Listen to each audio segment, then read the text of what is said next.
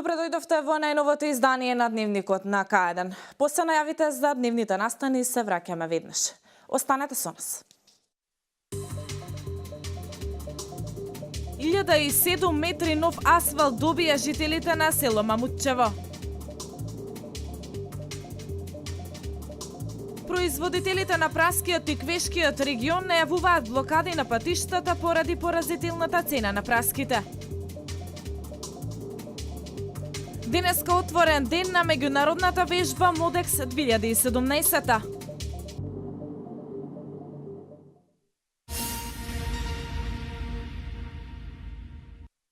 Реконструирани се 7 улици во село Мамутчево. Вредноста на овој проект изнесува 6 милиони динари, а вкупната должина на улиците е 1007 метри.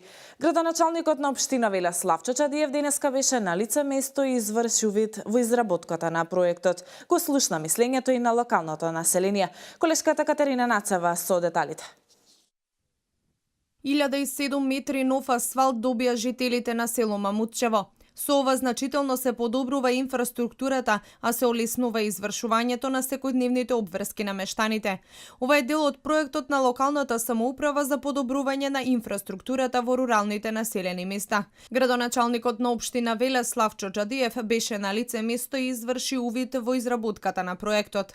Ова населено место нема ни една улица која што не е циментирана, не е асфалтирана, плюс тоа се направени тротоари од поголем дел на главната улица. Преминуваме потоа на следна фаза, каде што ќе иде средување на централното место на ова населено место. Значи, ова завршува проектот со Светска банка за 2 населени места, како што е Челошево и сега во овој момент има Мамутчево. Од непосредниот разговор со жителите на ова населено место можев да заклучам дека се задоволни од реализацијата на проектот, а тоа ни дава мотив да продолжиме и понатаму, додава Чадиев. Секогаш има размислувања во позитивен и во негативен правец, но генерално се граѓаните на ова населено место задоволни од целокупниот проект. Од десната страна сега ќе ставиме личњаци во наредниот период, ќе се обидеме да средиме и десната страна на ова населено место, значи покрај патот, така да го завршиме целокупно целиот проект, а во меѓувреме продолжуваме од другите населени места, како што се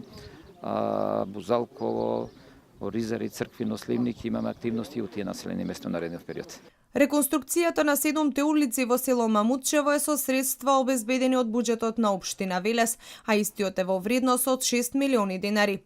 Инфраструктурните проекти продолжуваат и во наредниот период во уште неколку населени места во општина Велес.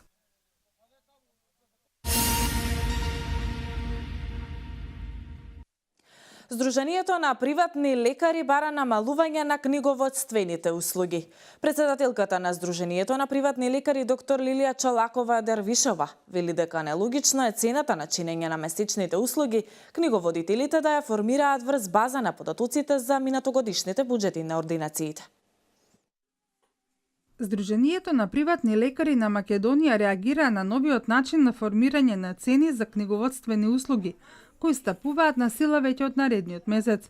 Доктор Лилија Чолакова Дервишова вели дека нелогично е цената на чинење на месечните услуги книговодителите да ја формираат врз база на податоците за минатогодишните буџети на ординациите. И она кое што е најиронично во сето тоа, што цените се формирани врз основа на тоа кој колку заработува. Значи како фирма, а не значи колку книговодителите всушност работат или колку вирмани ќе напишат врз основа на за таа фирма или тоа амбуланта или некоја друга мала фирма. Така да уште еднаш апелираме до Сдруженијето да си ги ревидираат цените, затоа што капитацијата кај нас ја формира владата, кај нас не постои пакет на здравствени услуги. Чолакова Дервишова вели дека за промените биле информирани од своите книговодители. Нив несватливо има како Сдруженијето на книговодители го формирало новиот ценовник со кој една иста услуга се зголемува и за до 200%. Имено ако некоја приватна здравствена ординација до минатиот месец плаќала 1800 денари, сега бевме известени дека ќе плаќа 3900 или 4900 во зависност од висината на годишниот буџет кој што лани поминал, нели, како, значи сето тоа не е заработка, значи не е сума, уште еднаш ќе повторам, да сумите кои што ние ги добиваме како капитација.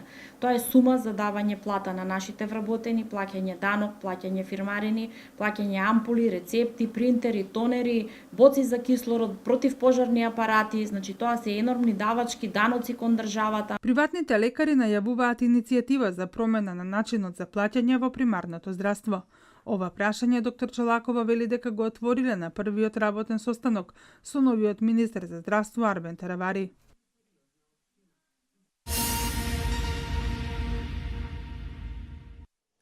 Праските продолжуваат да се фрлаат. Овоштарите први го почувствуваат животот на СДСМ.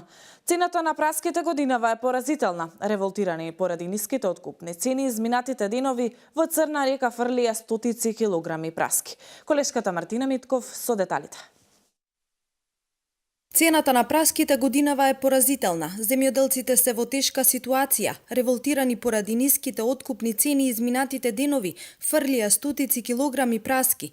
Тие велат воопшто не се исплати маката и трудот да продаваат гајба за 60 денари, бидејќи самата гајба ги чинела од 25 до 30 денари. Производителите на праски бараат ограничување на увозот од соседните држави и интервенција на владата со нудење на зголемени субвенции за праски за минимум 50%. На советите да не се фрлаат праските, туку да се дадат во некоја установа хуманитарно, тие одговараат дека и самите наскоро ќе бараат хуманитарна помош, бидејќи целиот труд им бил џабе и не знаат како ќе ја преживеат годината. Истовремено земјоделците децидни се дека треба веднаш да се донесе мерка за 100% обештетување на овоштарите, погодени од овогодинашното невреме. Бидејќи од ден на ден родот скапува на нивите, земјоделците најавија блокади на патиштата, кои ќе траат секој ден се до конечно исполнување на барањата. Ако во минатиот период од Росоман се извезуваа повеќе од 10 шлепери со праски, од почетокот на сезонава бројката е дупло помала.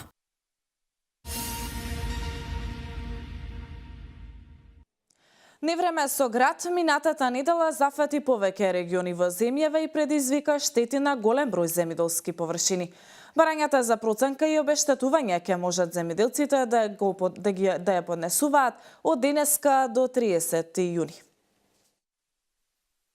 Од денеска до 30 јуни земјоделците ќе можат да поднесат барање за проценка на штетите направени од поројниот дожд проследен со силен ветер и град, кој што го имаше изминатата недела.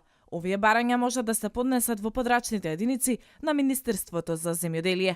Скопскиот, Тетовскиот, Велешкиот, Светениколскиот, Кумановскиот, Штипскиот и Гевгелискиот се регионите кои беа најмногу зафатени со невремето.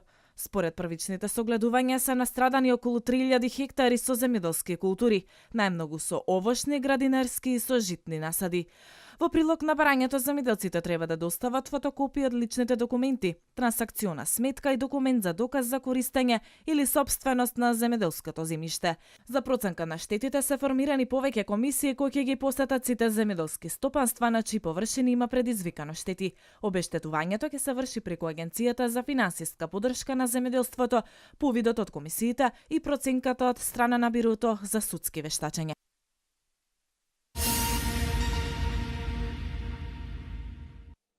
Во центарот за обука на Арама во Пепелиште, општина Неготино, денеска беше изведено сценарио за поплави во Македонија во рамки на меѓународната вежба Модекс 2017 во организација на Дирекцијата за заштита и спасување и механизмот за цивилна заштита при Европската унија. По 3-дневни обилни дождови, Македонија е под вода. Институциите се на терен да пружат помош на населението. Проценките се во насока дека неопходно е Македонија да побара помош.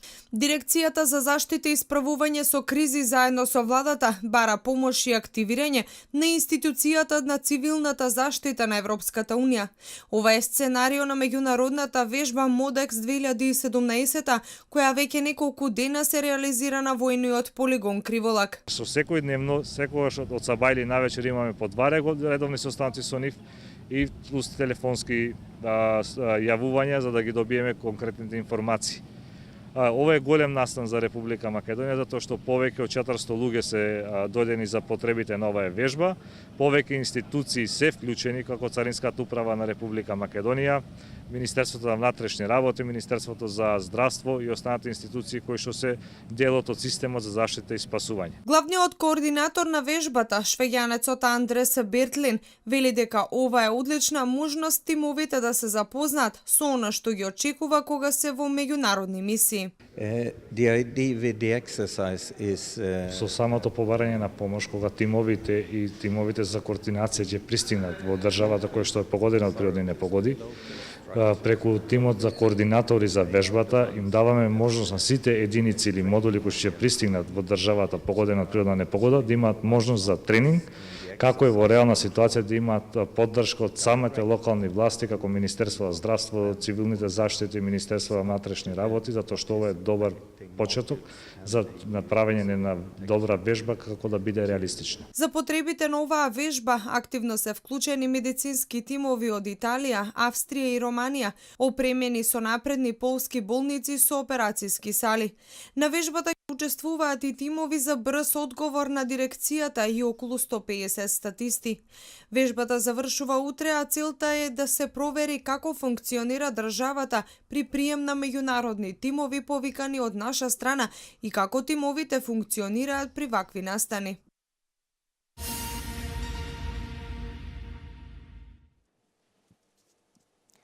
Денеска официјално започна етноработилниците во спомен куќите во Велес. Оваа година се одржуваат по 9 пат. Во спомен куќата на Васил Главинов, каде се одржува столарската работилница. Во куќата на Рацин младите го учат грнчарскиот занает. Во спомен куќата на Јордан Хаджи Константинов Джинот е сместена работилницата за изработка на накид, додека во куќата на Касапови е ткајачката работилница. Младите велешани по 9 пат ги изучуваат старите занаети. Спомен куќите и оваа година ги отворија портите за етноработилниците. Целта е да се оживеат старите занаети, по кои во минатото Велес бил препознатлив, а денес се пред изумирање. И оваа година манифестацијата е во организација на Општина Велес со помош на Сдруженијето на граѓани Разбој и Советот на млади при Општина Велес. Ова е една добра традиција која трае скоро деценија, каде што полека ги осознаваат, некои веќе по втор пат и трет пат доаѓаат деца, ги осознаваат на кој начин нивните предци заработувале, на кој начин нивните предци остварувале доход, на кој начин функционирал претходно градот со неговото традиционално живење. Да нагласам дека Велес бил еден од позначајните центри на Република Македонија и во изминатиот век со занаетчиството, кожарството и така натаму. Интересот кај младите од година во година е се поголем, вели Станчев. Особено зголемен е интересот за гранчарството. Огромно е интересот за изучување на овие занаети, исто така и за гранчарството. Се надам дека со овој проект, ако не можеме да го вратиме времето, барем некои од децата што се учесници ќе можеме да го наведеме да се занимаваат со еден од овие занаети. Копаничарството втора година е дел од овие етноработилници. Спирковски вели дека наишло на голем интерес од страна на младите. 14 деца ќе имаат можност да ги совладаат почетните вештини на копаничарството. Бенефитот е доста голем ради тоа што покрај што ќе го возобноват занаетот и уметноста која што е веќе долги години во изумирање, интересот од година на година се повеќе се зголемува, така да по завршувањето на оваа школа младите ќе се стекнат со знаење од областа на копаничарството, еден долг процес на обработка на дрвото од самото дрво како единка во шумата до создавање на еден производ. Во спомен куќата на Васил Главинов се одржува столарската работилница. Во куќата на Рацин младите го учат грнчарскиот занает. Во спомен куќата на ЈХК Джинот е сместена работилницата за изработка на накид, додека во куќата на Касапови е ткајачката работилница. А во рамки на етноработилниците во куќата на Касапови се одржува и школа за млади копаничари.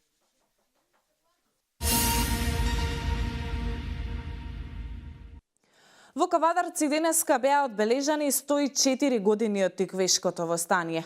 Во паркот Поланата беше положена свежа цвеќе на споменикот подигнат во чест на загинатите борци. За време на востанието биле убиени 545 луѓе, запалени повеќе од 1000 куќи, а 2700 луѓе биле затворени.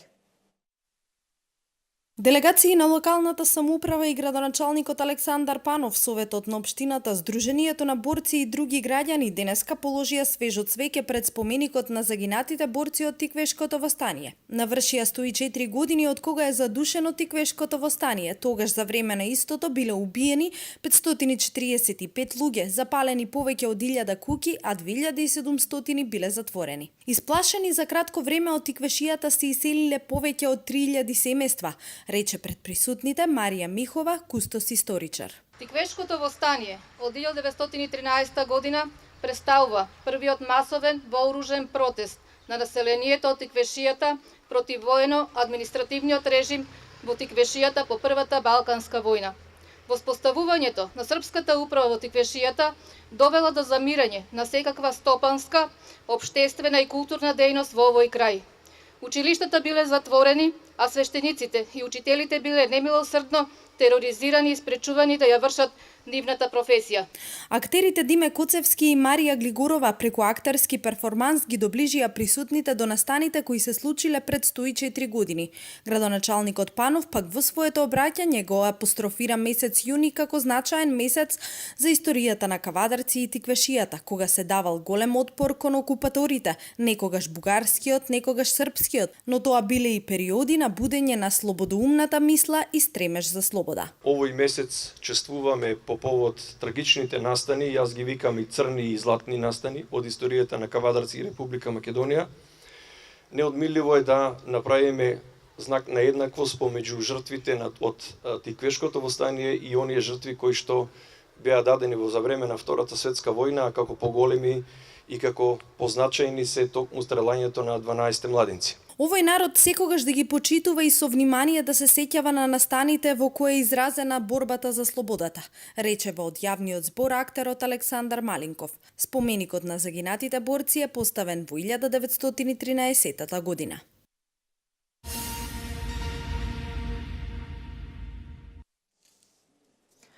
Граѓанската иницијатива 5 до 12 повторно ќе кампува пред собранието. Шаторите ќе се постават утре изутрина.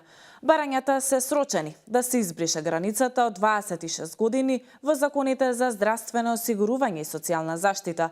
Луѓето со посебни потреби да имаат право на бесплатни лекови и на посебен паричен додаток. Се само дел од приоритетите кои оваа иницијатива ги испорача до надлежните министерства. Продолжуваме со останатите вести од земјава. Комплетирани се партиските органи на СДСМ. Партијата преку соопштение информира дека за подпредседатели едногласно избрани се Оливер Спасовски, Мухамед Закири, Петре Шилегов, Благој Бочварски, а остануваат и Дамјан Манчевски и Фростина Ременски. Досегашниот подпредседател Александар Кирацовски избран е за нов генерален секретар. Она што најмногу привлече внимание ке граѓаните е именувањето на Оливер Спасовски, актуелен министер за внатрешни работи, за подпредседател. Многумина, подсетувајќи се на предизборните изјави на председателот Заев, прашуваат дали партијата не се соединува со државата. Треба да се знае што е партија, што држава. Не може Гордана Јанкуловска да биде ем министер, ем носител на листа. Сега се отвора прашањето дали функцијата министер и подпредседател во случајот со Оливер Спасовски не е мешање на партијата и државата. За многумина интересен е и фактот што за подпредседател е поставен и актуелниот пратеник Мухамед Закири. Велат ова е продолжување на обидот на партијата за привлекување на нови гласови од албанското гласачко тело. Закири пак на својот Facebook профил напиша: Чест и голема одговорност да се биде подпредседател на СДСМ. Благодарам на довербата. Подновен извршниот одбор на СДСМ. За членови избрани се Стефан Богоев, Рената Десковска, Драган Тевдовски, Љупчо Николовски, Максим Димитриевски, Ѓоко Танасковски, Петер Атанасов, Спасе Глегоров, Есра Салихи, Нина Велкова, Хари Локвенец, Дијана Ќурчевска, Тања Ковачев, Аднан Джаферовски, Маја Миленковиќ и Кети Василевска.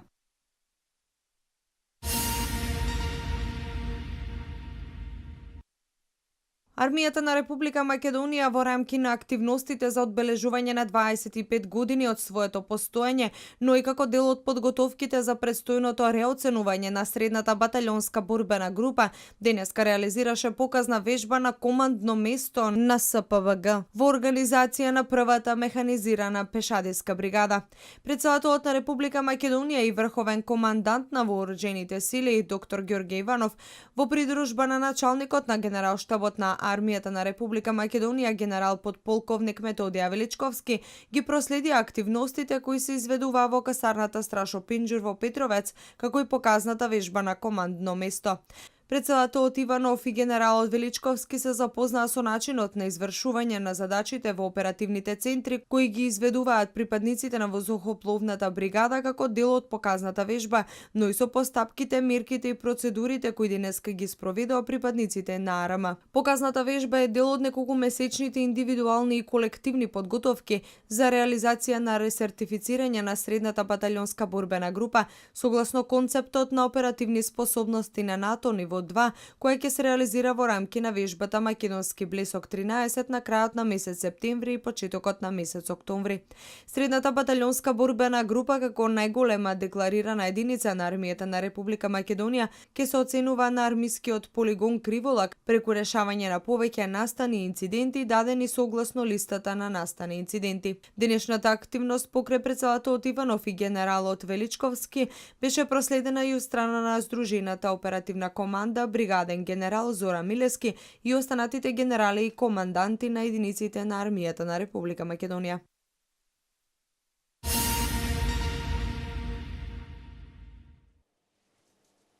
Продолжуваме со вестите од светот. Рекордни 65,6 милиони луѓе биле принудени да ги напуштат своите домови до крајот на 2016 година поради судири, насилство и прогон во места како што се Сирија и Јужен Судан, соопштија денеска Обединетите нации. Оваа бројка представува скок од 300.000 раселени луѓе од крајот на 2015 година, но и за 6 милиони поголема од крајот на 2014 година, се наведува во извештајот на УНХЦР. Вестите од светот.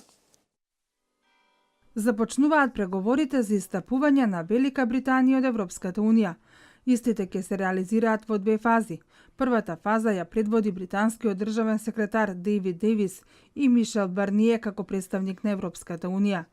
Првата фаза од преговорите ќе биде поставена на постигнување на договор за 3 приоритети, и тоа за 27 земји од Европската Унија, кои се однесуваат на судбината на европските граѓани кои живеат во Велика Британија, но и на британците кои што живеат во Европската Унија, прашањето за ирската граница и решавањето на финансиските прашања, односно покривање од страна на Лондон на сите финансиски обврски што ги има кон Унијата. 27 земји од Европската Унија побараа преговорите да се фокусираат прво врз овие 3 клучни прашања во насока на добро организирано и мирно излегување на Велика Британија од Унијата, додека Лондон сакаше од самиот почеток да се водат паралелни преговори за идните односи со Европската Унија. Се очекува Велика Британија да ја напушти Унијата на крајот на март од 2019 година или 2 години откако на 29 март премиерката Тереза Меј ја активира постапката за напуштање на Унијата.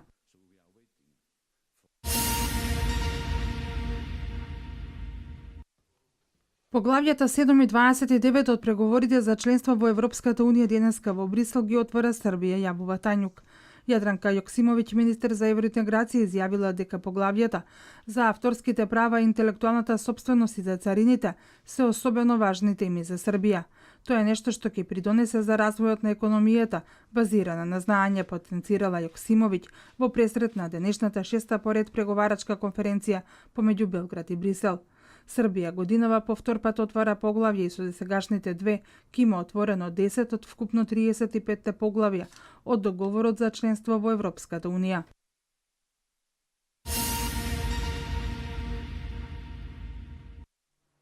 Нов смртоносен напад во Лондон. Првичната реакција на премиерката Тереза Меј дека полицијата овој случај го разгледува како можен терористички напад. Инаку настанот се случил синоќа по полноќ кога маж со комбе влетел во група верници кои излегувале од џамија во лондонската населба Фајнсбери парк. Едно лице загино, сумина се повредени, а на 2 лица на местото на настанот пружена им е лекарска помош.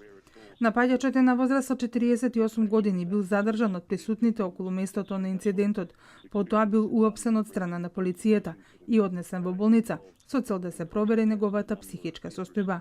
Британскиот совет на муслиманите го карактеризира инцидентот како терористички напад врз верници.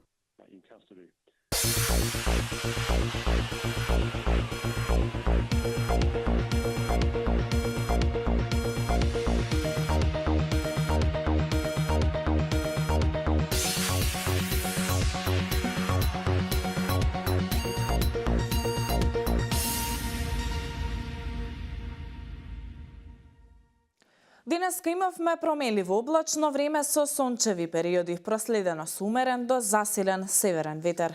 Минималната температура се движеше во интервал од 6 до 14, а максималната од 20 до 28 степени.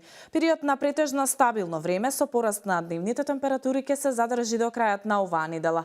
Од средина на неделата се очекува многу топло време, а за време на викендот максималната температура ќе се искачи до 38 степени. Со метео информациите го заокружуваме овој информативен преглед. Јас ви благодарам на вниманието и пријатно.